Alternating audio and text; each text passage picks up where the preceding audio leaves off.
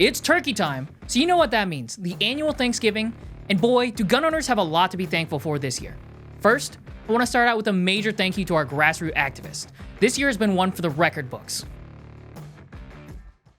Probably the biggest news is that gun owners won all 3 elected bodies, the presidency, the Senate, and the House. Winning the presidency means we'll be able to tackle the ATF and other executive agencies' anti-2A actions directly through the Oval Office.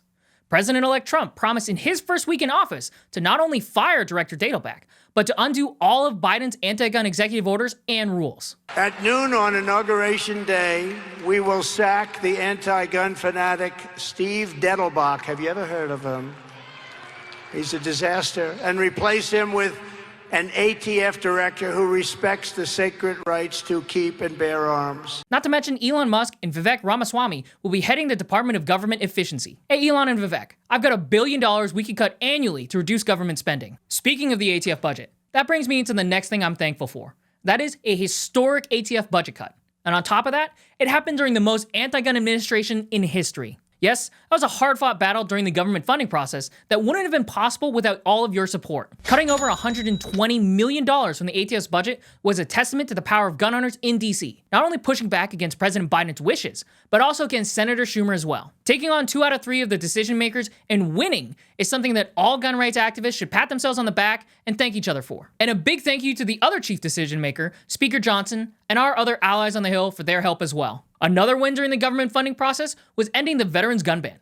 This recent Veterans Day was the first time in 20 years that our brave men and women who have served did not need to be afraid of being disarmed for having a financial advisor. And who could forget? Sneaking in the language that forced ATF to speed up their NFA approval times and get E-form wait times down from months and months to just a few days. But don't worry, hunters, we didn't forget about you either. We have a lot to be thankful for this time, specifically rolling back provisions of the Cornyn-Murphy Compromise, otherwise known as the Bipartisan Savers Community Act, that banned teaching hunter safety in schools. And thanks to our friends on the Hill, we're able to keep the great American tradition of hunting strong and stopping the Biden administration's attempts to kill it off. Now, move over, Ben. The better show host is here. And let's not forget about the Engaged in the Business Rule comment period, where 75,000 of you great gun rights activists signed on to fight back against Biden's universal registration check rule.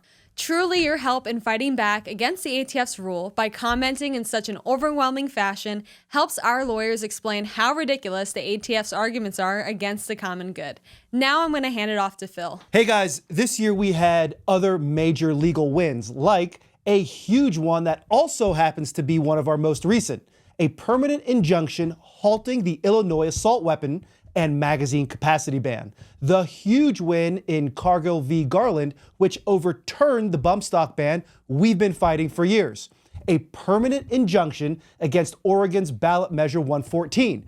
That would have required a permit to purchase any firearm and ban standard capacity magazines. We're also fighting back against New York's insane concealed carry restrictions in 2 cases.